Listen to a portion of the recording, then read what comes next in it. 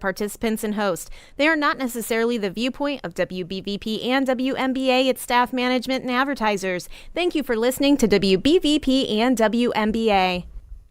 The following program is for mature and logical audiences only. Viewer discretion is advised.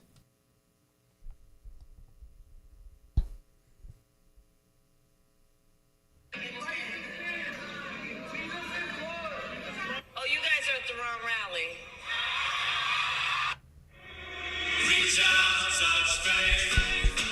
Hello, everyone, and welcome to another episode of Thinking Logically. I'm your host, Joseph Anthony Corsai. With us in studio, our amazing producer, Ryan Garazunas. Ryan, what did you think of the game last night? Oh, that was probably my favorite game in a couple of years, Joe. It really was for the Steelers. How does Jameis Winston say? Did you eat the W? It was good stuff, man. Everybody hit on all cylinders. Great game. Yes, they did. All right, and then joining us shortly via phone is Mr. Gordy. We're going to get him on in 1 second. We have a lot to cover today. Topics include Trump's campaign stop at McDonald's. Boy, was I loving it. Also, Trump's appearance at the Steelers-Jets game that NBC failed to show any glimpses of. Unlike, when Taylor Swift is in attendance in the audience. Kamala's campaign, what it's been up to. And we also have a guest. Joining us in the second segment will be Sam DeMarco. He's the GOP chair of the Allegheny County Republican Committee, and he's also a member of the Allegheny County Council. We have a lot of questions on voting, the election, and all that fun stuff. But the first thing I want to talk about today is what we saw at that Al Smith dinner last week. Kamala no-showed, then mailed in a video she made with Molly Shannon, basically mocking Catholics. Smart idea on that one. And that fell pretty flat on its face. Even host Jim Gaffigan made a comment how terrible it was. So Kamala, she didn't show up in person because, let's think why, she can't speak off the cuff or tell jokes.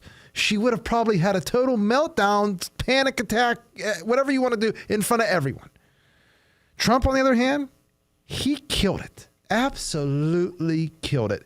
Don't believe me. Judge for yourself. Ryan, play a little snippet of the jokes that Trump made.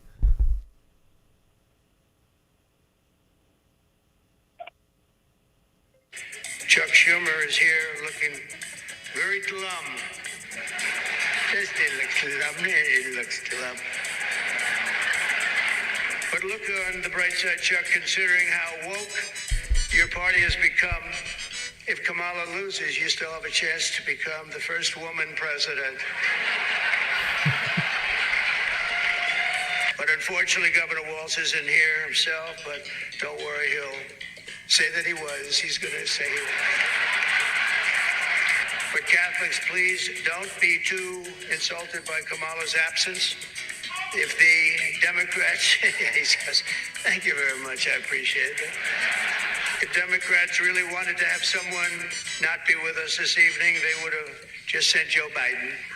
All right, we're going to get to Mark in 1 second. Ryan, you're the Seinfeld connoisseur. I have to ask you throw in the Jerry Seinfeld music, and it's just like the end of an episode, is it not?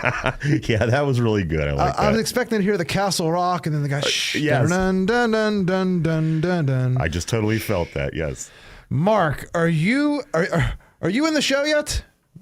I am here, Joe. Yeah, you know what? It was so bad for Kamala at the Al Smith dinner. Her video message she recorded that His Eminence Cardinal Timothy Dolan from New York didn't even mention her in the final closing prayer.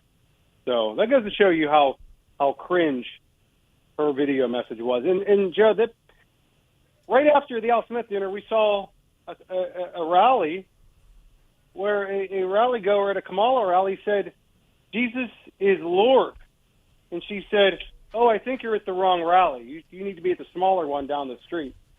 Joe, is that any way to disrespect Christians and Catholics? I mean, she is quoted as saying she's never identified with Christianity, but man, it's a gamble this late in the game. I said last week we were first in goal from the 2.5. I think we're first in goal from the 1 now, Joe. What do you think? I think we're just running out the clock and taking these. I think you need to mute your phone, though. I think we are just – there's been too many turnovers. We have the ball. There's no timeouts left. Maybe a timeout left, but there's less than 2 minutes. The 2-minute warning has come and gone. we're in victory formation, I think. But we're not done yet. We have to still snap the ball and take the knee 3 times. Correct. Well, it's getting down to it, Joe. 15 days away, and I'm excited. I'm nervous. What are you feeling right now? I feel good, man. I feel this sense of excitement. Something's coming down the pike. I could feel it, but I'm not worried about that right now. I just want to get through today, and then the next day, and the next day. We only have 14 more of these until we wake up, hit our alarm. We're waking up. It's election day, and we're doing our thing, and then we're going to watch all the tomfoolery that's going to happen after. Is it me, or do you not like, you think of the election, and you get like this sense of like excitement, like when you're a kid and like school just let out, oh, we got Kennywood coming up in a couple days.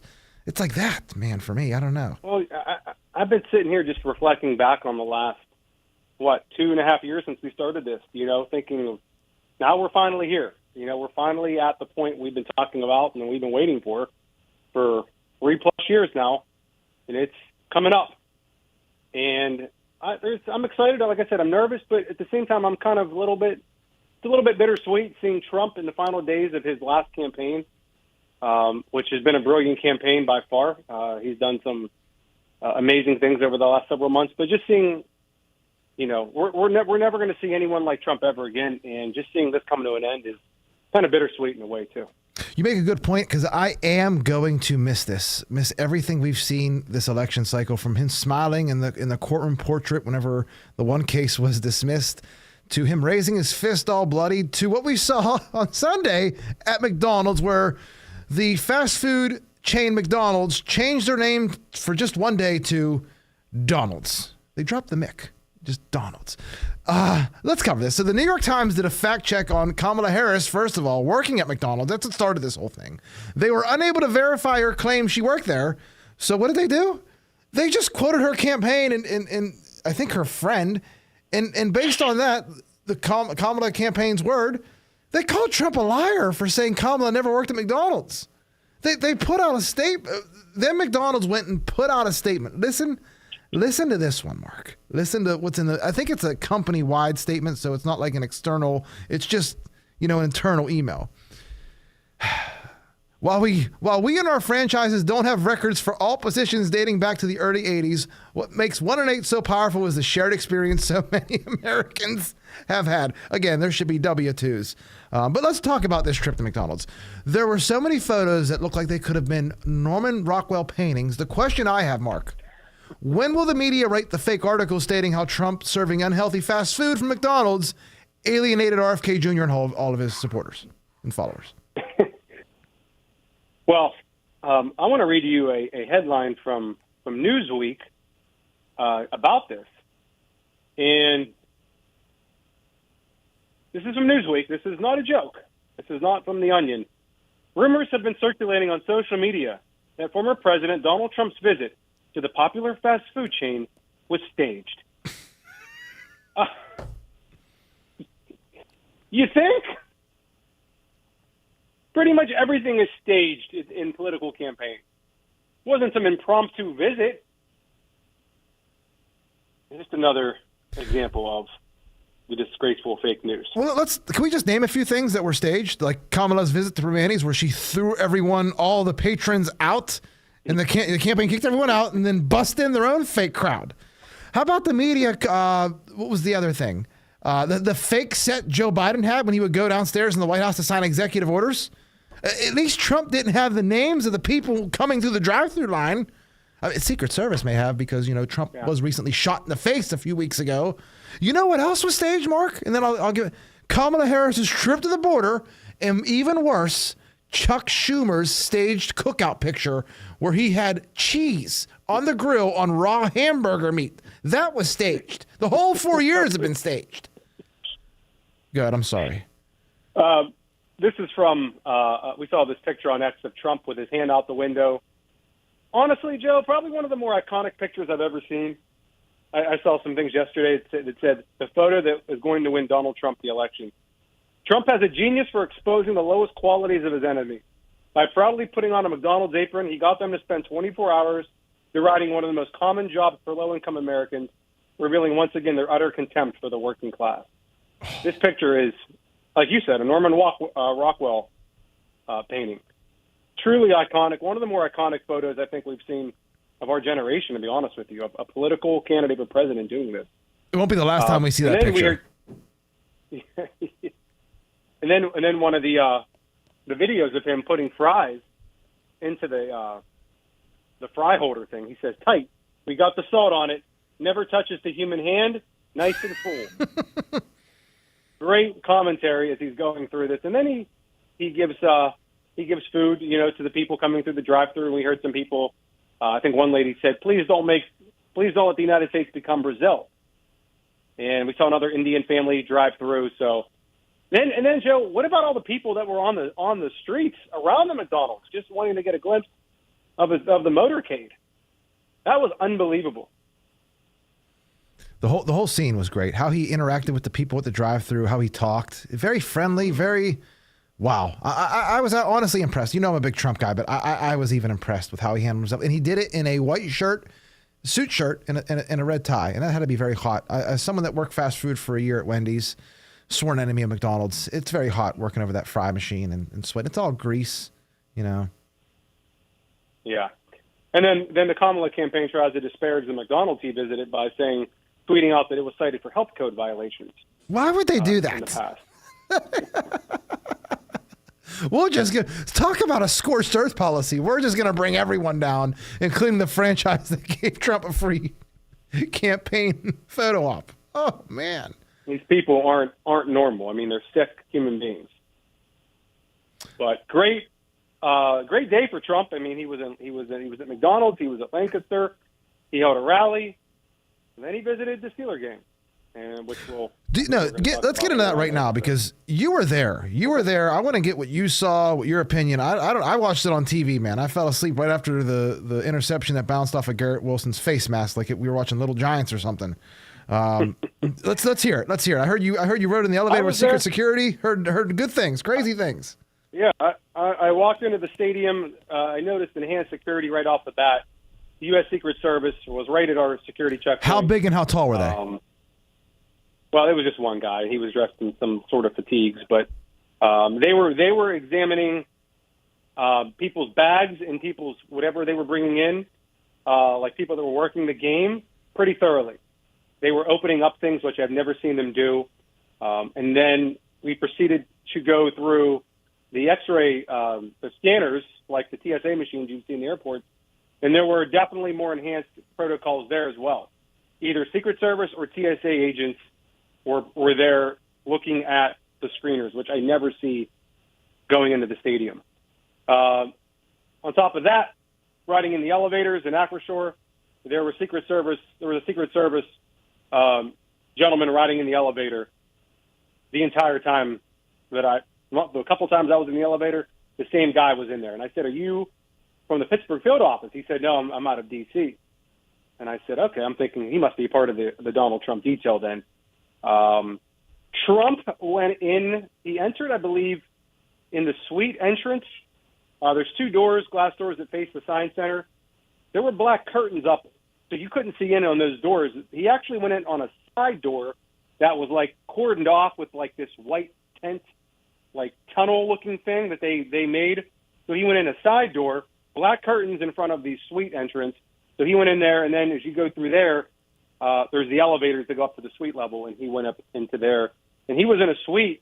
I was in field level, and he was in a suite just up above me in the very corner of the closed end zone. And next to him, there was another suite that was blocked off with Secret Service members in there. On the other side, on the other suite, on the other side, there was a black curtain. And I believe Antonio Brown may have been in that one as well. So I know Antonio Brown was out registering voters in the parking lot at Acrisure Stadium before the game. I kid you not. Something out of the Twilight Zone, but that actually happened. And he's pressing for Trump too. Mm-hmm. Yes, he is. Yeah. So that was it. Definitely, tighten security. They did not show Trump on the scoreboard last night. I thought that was kind of weird. Because he's not Taylor Swift. He's not that popular. Yeah. Whatever. NBC apparently showed him. and there was a streaker on the field late in the game that she had a Trump sign. So they apprehended her pretty quickly. But yeah, that was my experience. It was pretty cool. Oh, wait, she had a sign? Good-looking woman. She was not. Yeah, she was fully clothed, but she had I think Trump secure borders, Kamala open border sign, if I'm not mistaken. That's fair. Yeah, look like. But I will say this one more thing, and then we'll move on. When the crowd became aware that Trump was actually in the suite, you could hear people cheering. There were lots of chants of USA in the stadium, and it was obvious that everyone was looking back up there into his suite. So, pretty cool experience seeing that. You know what I noticed when the streaker came on? I looked at her chest and I said, wow, inflation really is everywhere. All right. Anything else in the Steeler game? Because we're going to take a break here in a minute. I want to cover one or two stories about Kamala's rally before we move on. All you. All right. So Kamala had a rally, and I don't know, who is this guy? Tony Segura on X. He always follows. Yeah, he always follows the GPS, and he says 1,156 mobile devices at Kamala Harris's rally in Riverside Park, Grand Rapids, Michigan. I'm told they moved the venue at the last minute from the Van Adel Arena with a capacity of 12,000 to this venue. The event was not open to the public, and those who signed up in advance and received an invitation were able to attend. 946 have attended. Three or more Harris rallies. Less than 300 were from a 50-mile radius, and 80% of those were from Grand Rapids, Michigan, Wyoming, Michigan, Kalamazoo, Michigan, Lansing, Michigan, and Muscatine, Michigan. So these people are being bussed in, Mark. That's the gist I'm getting, correct? Yeah, I don't know how they were able to determine this, but like who has access to the cell phone data. But apparently this has been a recurring theme with her rallies. People are getting bussed in, and they're all at the same rallies. Did you? She campaigned with Usher, P. Diddy, number 2 Usher. Why wouldn't you separate yourself from these people? I don't know what to think of that. The Usher campaigning for Usher when this whole P. Diddy thing's going on, and supposedly he's allegedly, we want to say allegedly, going to be named in that stuff. I don't know. And then before we move to break, the election interference, Mark, did you see this? Facebook is now censoring the fact that Vice President Harris and the entire administration, the Biden-Harris administration, has failed to connect even one person to the internet, despite leading the administration's $42 billion infrastructure plan for the last 1,000 days. Facebook is now censoring the fact Kamala Harris has failed to connect even one person to the internet, despite leading, like I said, all that. They're labeling this as false information, not because anyone has been connected, because no one has, but because the government has been spending money while not connecting anyone. The fact checkers' only source are the Biden-Harris officials, and that's it. Well, again, it's only weird because Zuckerberg just promised Congress that he would stop censoring posts on social media at the behest of the Biden-Harris administration. Mark, anything before we move to a break? No, we can get into the break.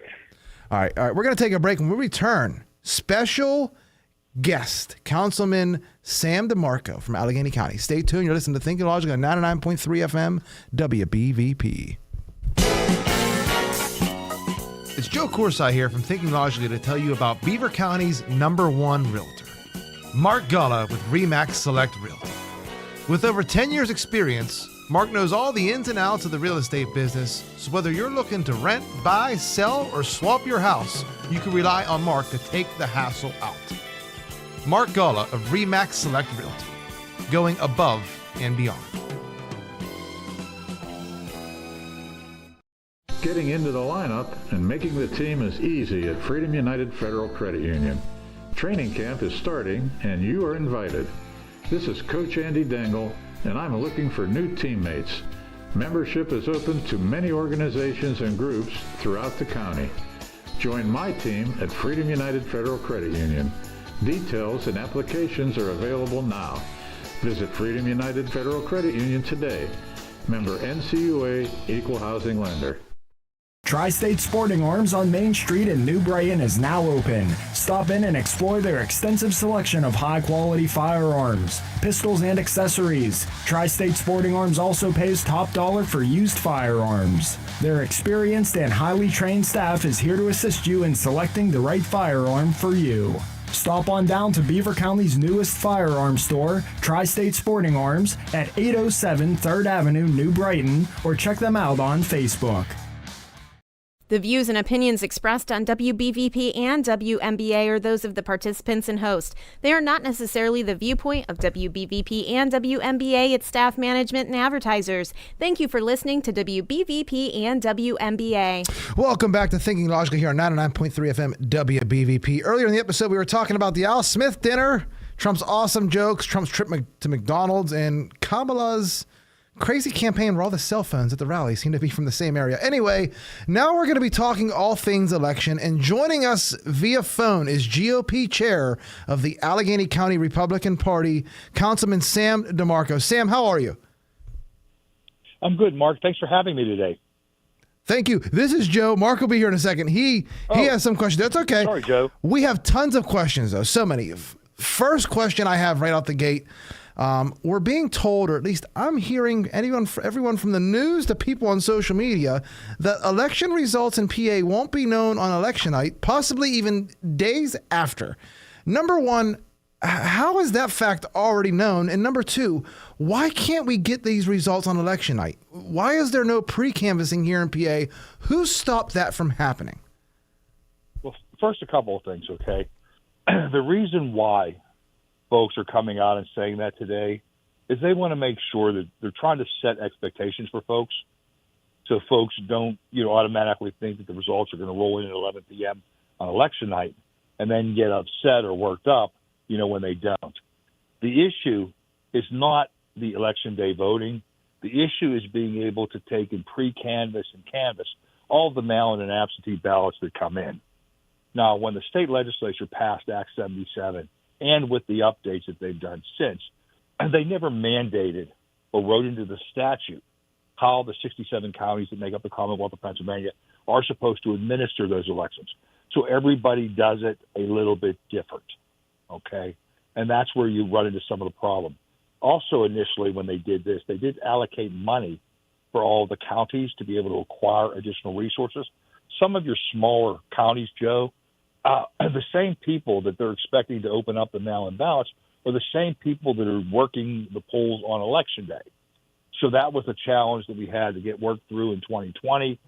Since then, the legislature has come out and offered grants. And in those grants, if you accept those grants as a county, you commit to continuing to take and count those mail-in ballots, through the entire night. Once you start counting, not stopping until they're done. Now, a couple different things here, and this is what you're really talking about is the difference between Allegheny County and Philadelphia County, and really it's a matter of process. In Allegheny County, anybody that requests a mail-in or absentee ballot goes on a list, and we keep this list, we issue it as supplementals with the poll books that the judges get out at the polls. Now, what that means is if you go to the poll and try to vote on election day, but you've requested a mail-in or absentee ballot, unless you're able to bring that ballot in, the full ballot, to allow the judge of elections to spoil it, they will ask you, you will only be allowed to vote provisionally. And that's part of a check and balance. That's to ensure that you're not going to vote on election day and submitting your mail-in ballot. So what happens is after all the mail-in ballots are scanned into the system, and it's indicated whether you voted or not, they'll check. They'll go through the provisionals and they'll check to see. And if you voted by mail, then that provisional will not be counted. If, however, they never received your mail-in ballot, that's when the provisional will be counted. Now, so Allegheny County does it that way, which means that we can pre-canvass and canvass all the ballots starting at 7 a.m. on Election Day, and I believe that we will be done scanning all of those that we received prior to Election Day by 11 p.m. on election night. And that's because in the past, the former county executive, Rich Fitzgerald, and I believe the current administration is going to do the same thing, which will be throw adequate resources at it we will have over 200 people over there at the warehouse who will be opening up these ballots, unfolding them, flattening them so that they're ready for scanning. And we have 10 high-speed scanners that are available to help get those into the systems. Now, Philadelphia does something completely different. What Philadelphia does is they get the mail-in ballots in, and then you have Election Day voting, and they wait until the poll books come back from Election Day voting to see who voted before, and then they compare that to the mail-in ballots, and they won't count a mail-in ballot if you voted on Election Day. Personally, I just think that that's confusing and sort of a little bit backwards, but that's why you'll have the delay because of the way different counties handle things. Okay. Just picking back off that, I have one more follow-up about that, and then I'm going to hand it over to Mark for a second. I'm also hearing about the overseas ballots that are coming from PA. Is there any way to know how many overseas ballots are going to be coming in? Should we know? Because I always thought it was just military ballots, but I found out a few weeks ago it's not just the military, it's citizens that are living abroad. So should we know how many to expect and when we're going to get those? Well, yeah, look, this isn't something new. You've always had military and overseas ballots, and those that they have until the following Tuesday or 7 days after the election to arrive. But I can tell you that there's not a lot of them, and the Department of State should be able to tell everyone. They can at least tell you how many ballots were sent out, okay, so that folks know. So the deadline to request these things, you will be 7 days before the election. So this Department of State will know how many actual ballots were sent out, and there's no way you're going to be able to receive more of those from on returned than were originally sent out. And what I've seen here in Allegheny County is it's typically less than like 1,000. It's not. It's not. Is that process more of like an absentee voting than like a mail-in ballot, where you obviously, right? I mean, you got to request one. Well, you still have to request them, yes, and you're voting by mail, okay, and they get the additional 7 days just because international mail, can lag. But again, I can tell you that that's not going to be. Those ballots are not going to play any type of significant role in determining the results of this election. Well, that's good. That's good news to hear. Mark, I know you have a few questions. I'll hand it over to you for a second there. I do. Sam, just thanks for coming on. This is Mark. I appreciate it. Just about this vote, we'll just stick with the vote counting real quick. I mean, do you have a prediction as to when maybe Pennsylvania will say, hey, this is our final tally? I mean, do you think it might be 3 days, 4 days? I know it's tough to say. A week? I mean, when can we expect? I mean, the election might come down to Pennsylvania. Look, the unknown for me is some of the smaller counties, even though their volume of mail-in ballots is very low, I don't know the amount of resources that they have to be able to go through these. But really, the solution to this entire problem here really is it's a matter of resources. How many do you have the proper envelope opening equipment to speed through and get those envelopes open? Do you have the sufficient labor to be able to extract the ballots from the secrecy envelopes, unfold them, flatten them? Do you have a sufficient scanner capacity to be able to scan these in? So it's really just a technology / capacity issue here. And the state has provided money in the past few years to allow many of these folks, hopefully they've made the proper investments. I would like to see, a call, if not on election night, the morning after, something of that nature. But it's going to depend on the margin here in this race. Hopefully it won't be that close that we're going to have to wait for days on end until every single ballot is in before folks can make a call. Yeah, and I just think, obviously there's a lot of distrust, especially amongst conservatives and independents. The longer this drags on, I think people just lose trust and lose faith in the process if this drags on for a week to 10 days or how long. I actually have an article pulled up right now reading about Allegheny County will have a staff of roughly 200 to 220 people at its mail ballot processing facility on Election Day, while Philadelphia will employ 2 alternating day shifts of about 150 workers each and 90 in a third overnight shift. So that's interesting. And it looks like Allegheny County's on the ball with a lot of their technology, like you said, the scanners and ballot openers and things like that. It looks like they're ahead of Philadelphia, actually, in terms of resources, like you mentioned. So that's a good thing. I think we've really set the bar or the standard here in the Commonwealth of Pennsylvania for how to conduct and run elections. And, I mean, in many cases, the past couple of years, our people have been done opening and extracting and scanning, mail-in ballots by like 2:30, 3 in the afternoon. I mean, we really have a process down pat. And what it is basically, the county executives, the administration, if you're not a union worker, then you're going to work on Election Day. You're going to work at the warehouse. And these folks have been doing this for 4 or 5 years, so they're good at it, okay? But I also want to tell people that that these things are, at least I can speak for Allegheny County, the most part, very secure, okay? We have currently 91 cameras. We have video surveillance with 91 cameras, 2 completely disparate, systems over there. Every inch of the warehouse, with the exception of like the men's room and the ladies' room, is under video surveillance. Sorry to interrupt, but it was a water leak in the Georgia state. I don't know if it was a Staples Center, but in Georgia, in the men's room, that causes everyone to leave and quit cutting ballots. I have to ask though. So you were getting into it.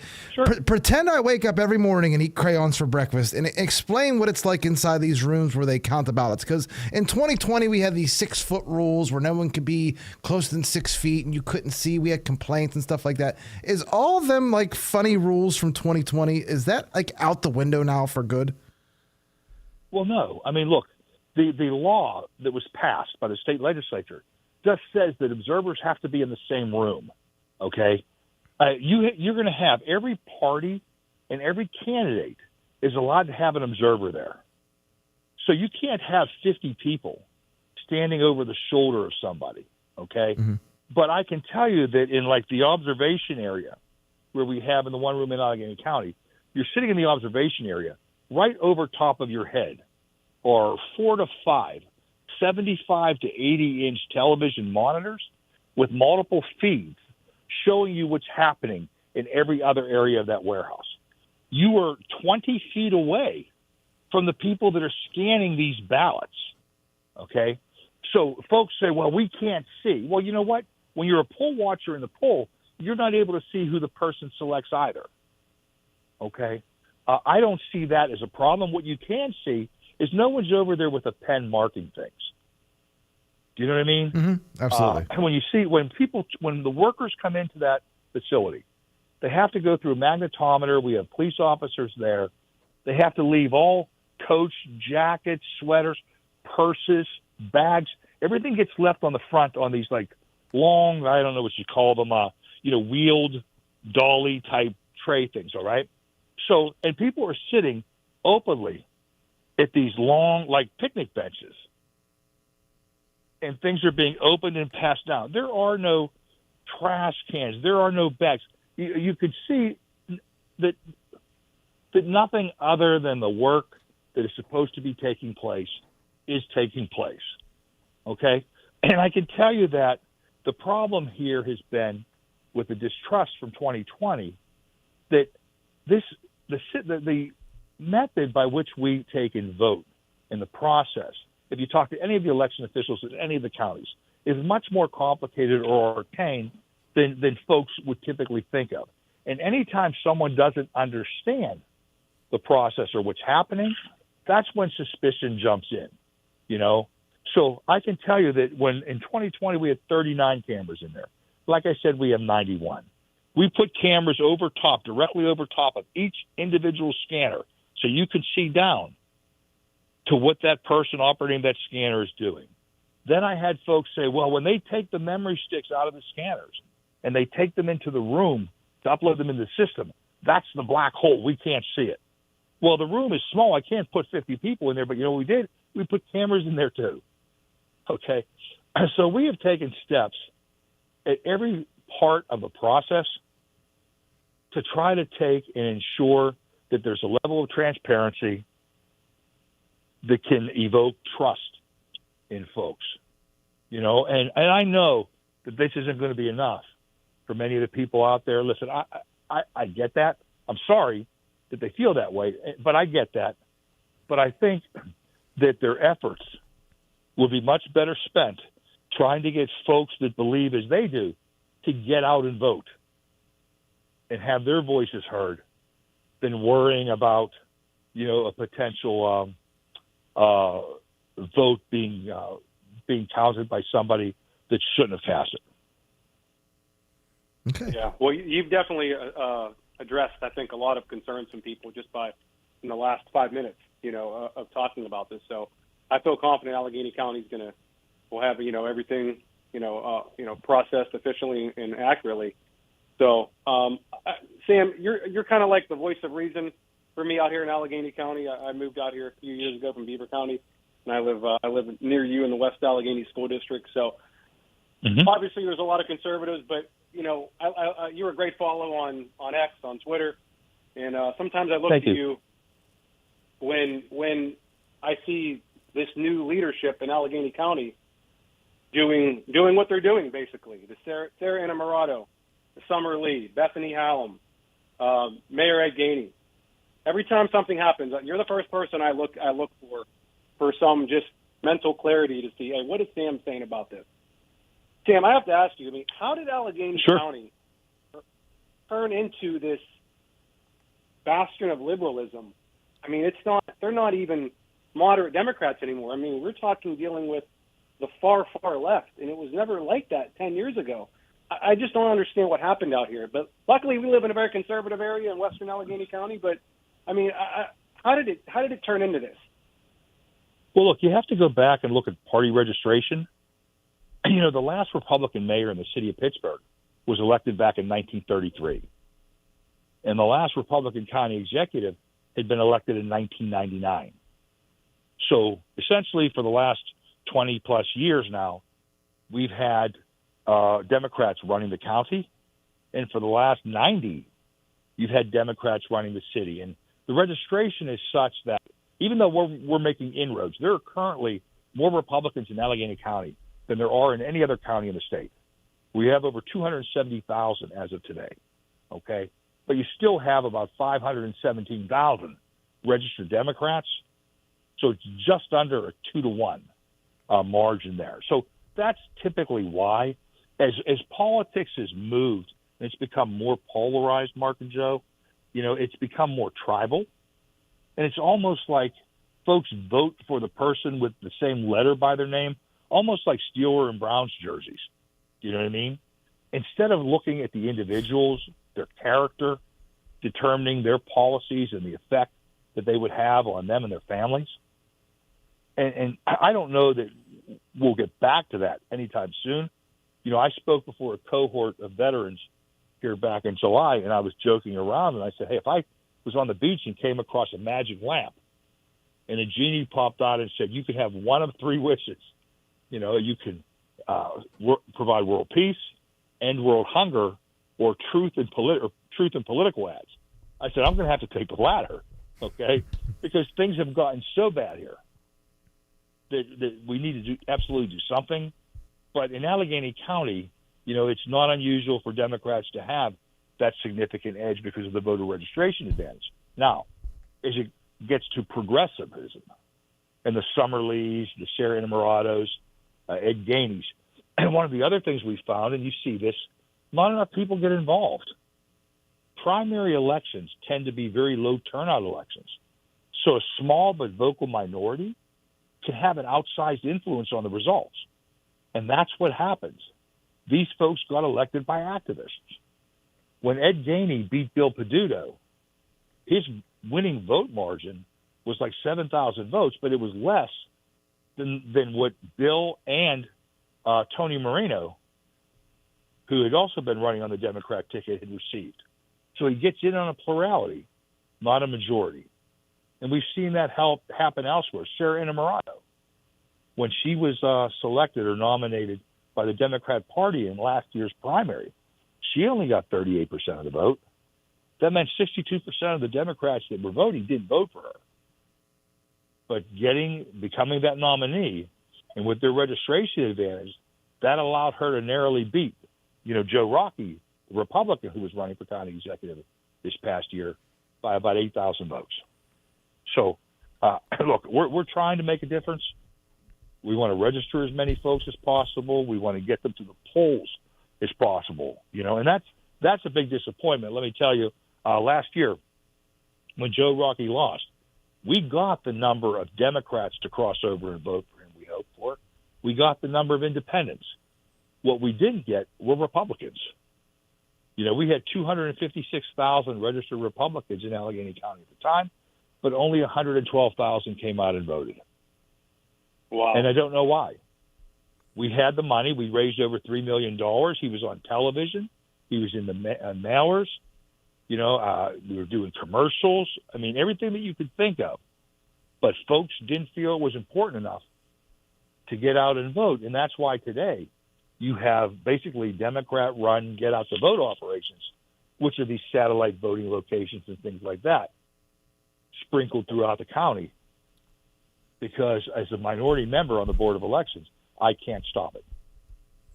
I can vote no, but I'm outvoted 2-1. All right, we got to put a bookmark in this, right? Every election is important. We got to put a bookmark in this right now, Sam. We're going to take a break. We're going to come back with Councilman Sam DeMarco, Allegheny County's Republican Committee Chair. Stay tuned to listen to Thinking Logically on 99.3 FM WBVP. You're listening to Beaver County Radio, coming to you live from the Fry Transportation Studios. Beaver County Radio and Fry Transportation, a winning team. 99.3 FM and 1230 WBVP, providing news, sports, and information for 76 years.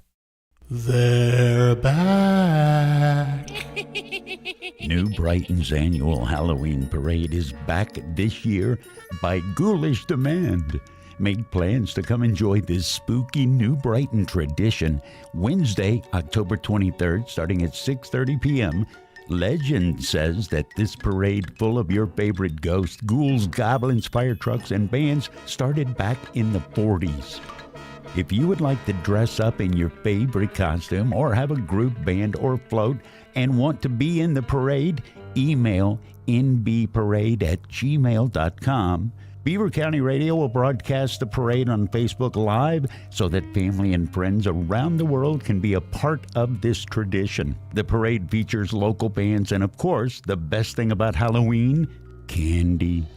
Come out and enjoy the New Brighton Halloween Parade, 6:30 p.m. Wednesday, October 23rd, and have a ghoulish good time, if you dare. Do you like sports? Then tune in every Wednesday from 5 to 6 p.m. for One Man's Opinion on Sports with Brian Pasquale. Brian is loaded with statistics and interesting sports viewpoints. The show can also be seen on the WBVP-WNBA Facebook page. Plus, Brian will be taking your calls as well. That's One Man's Opinion on Sports with Brian Pasquale. Every Wednesday from 5 to 6 p.m. on Beaver County Radio. The views and opinions expressed on WBVP and WNBA are those of the participants and host. They are not necessarily the viewpoint of WBVP and WNBA, its staff, management, and advertisers. Thank you for listening to WBVP and WNBA. Welcome back to Thinking Logically on 99.3 FM WBVP. Our guest today is GOP Chair of Allegheny County Republican Committee, Councilman Sam DeMarco. Mark, you have some questions about taxes in the races coming this fall. Why don't you take it away? I do, yeah.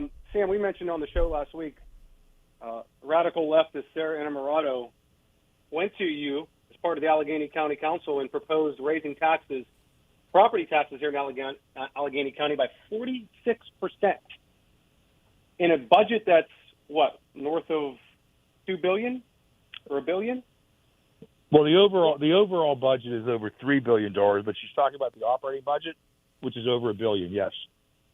Yeah. I mean, why is it with these progressives that they never look to cut expenses? It's just spend and tax, spend and tax.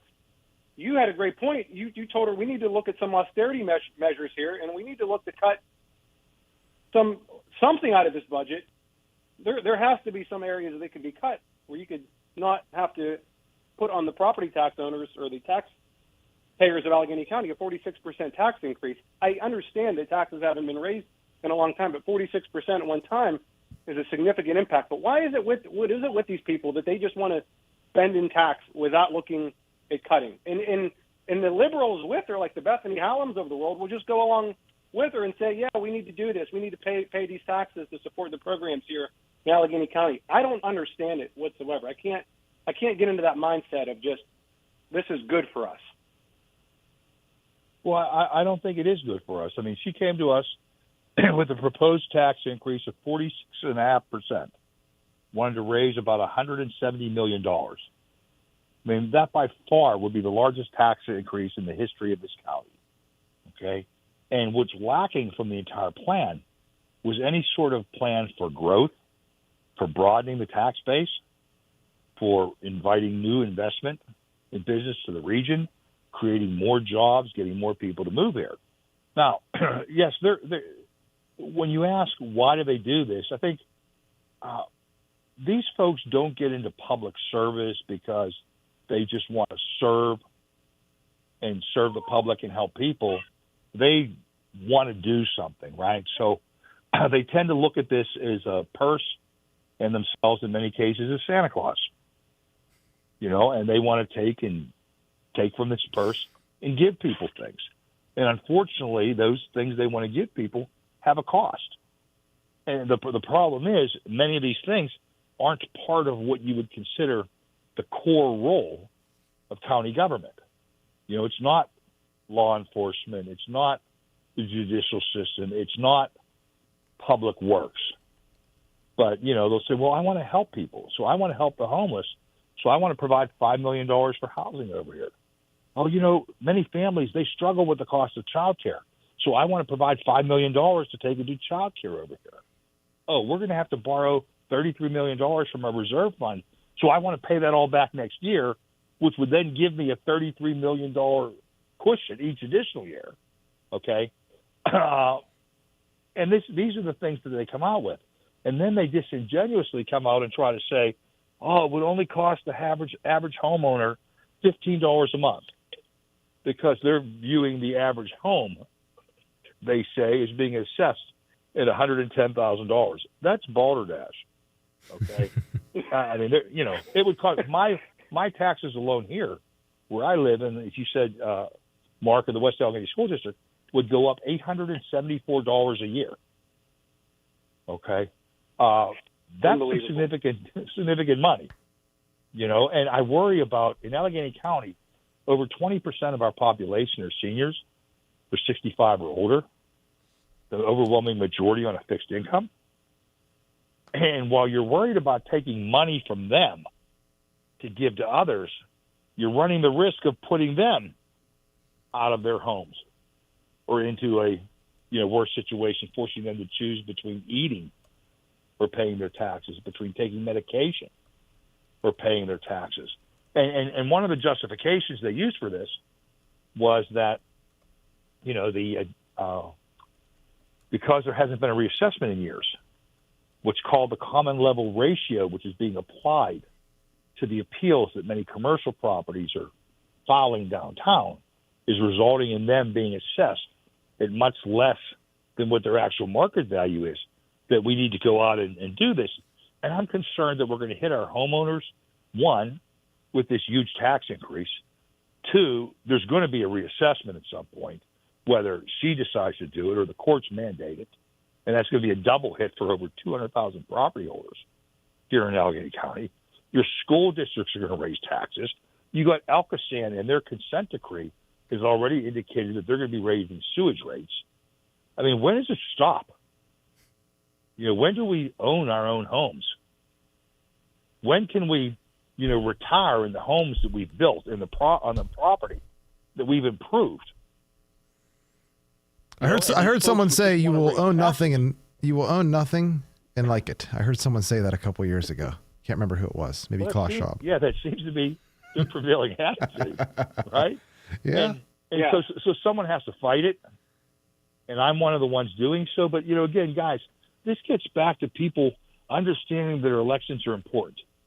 Local politics affects the average person much more than they know. Everyone gets involved and they pay attention to the presidential races and the U.S. Senate races, and we got a great candidate this year, Dave McCormick.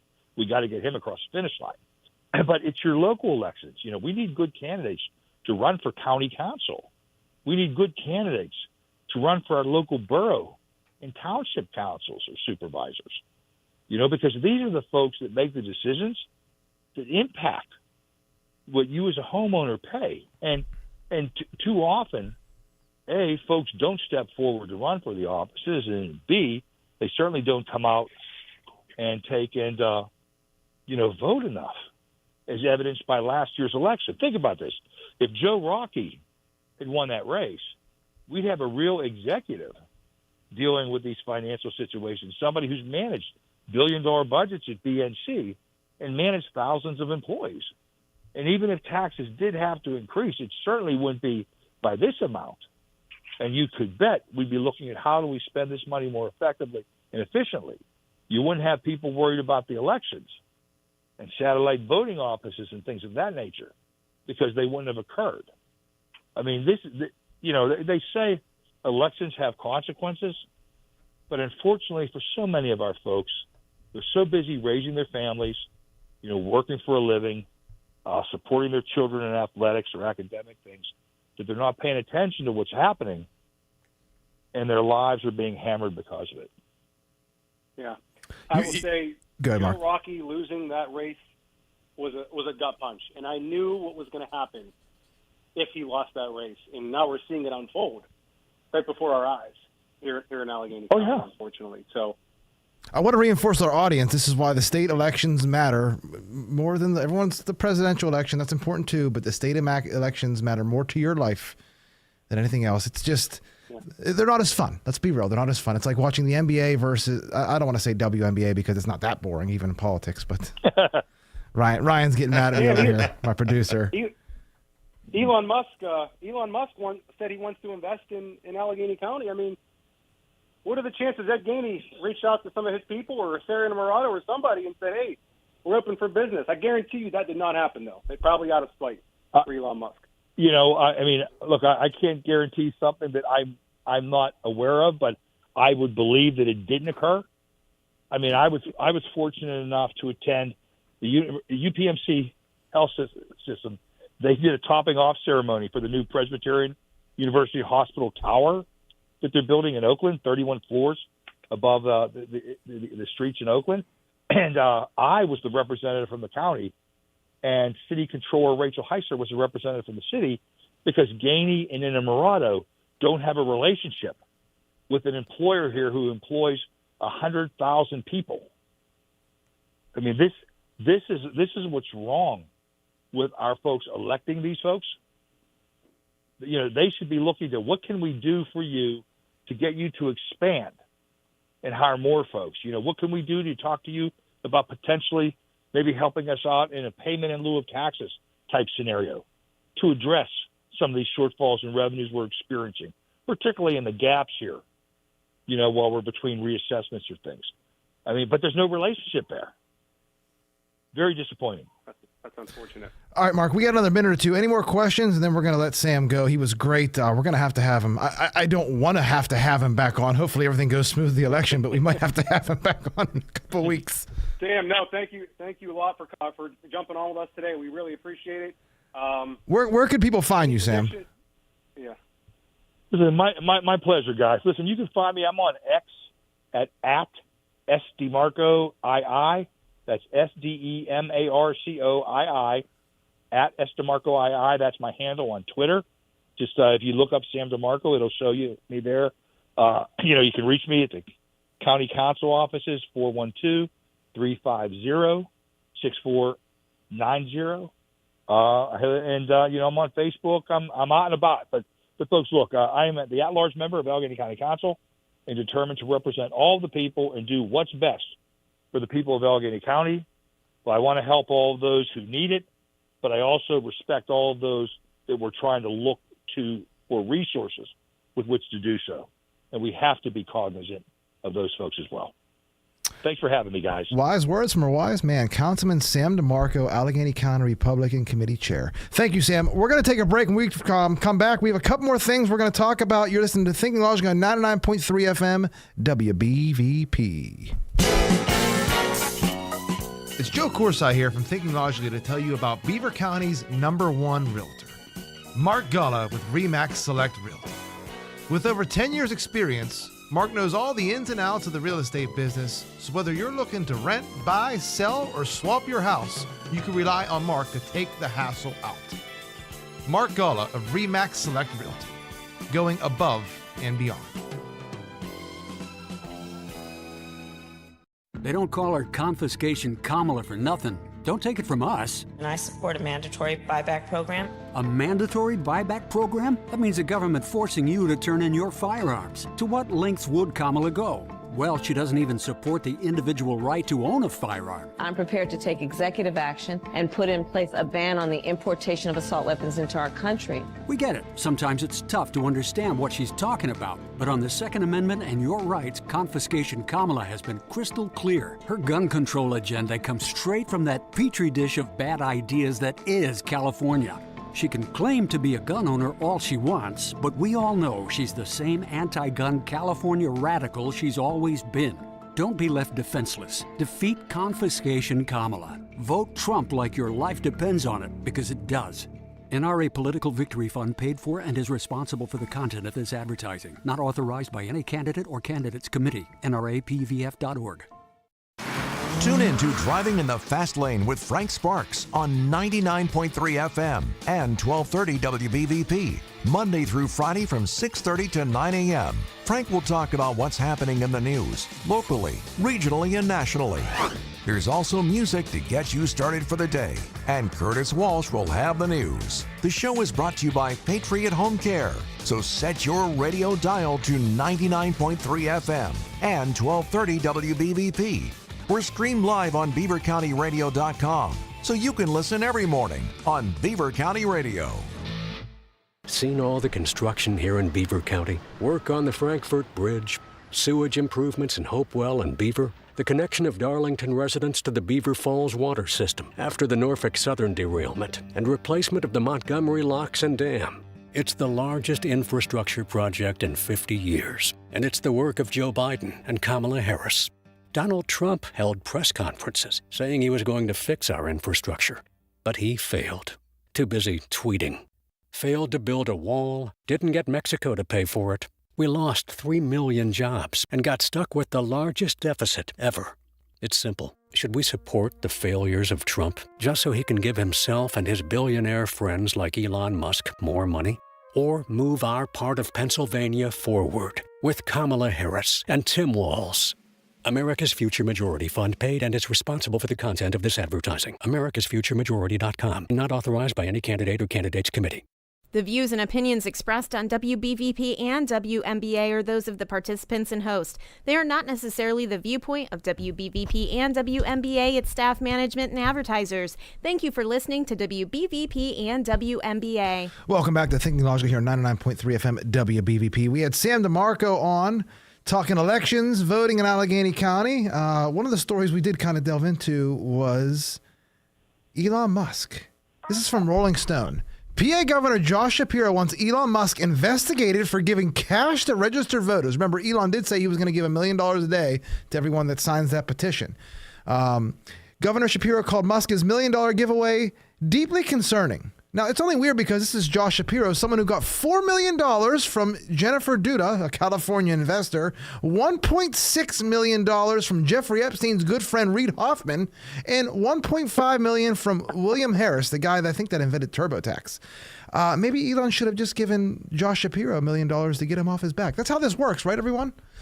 All right, anyway. You keep receipts, Joe. Yes, you got to have the receipts. It's all easily accessible knowledge. You just got to have the intelligence to just look it up.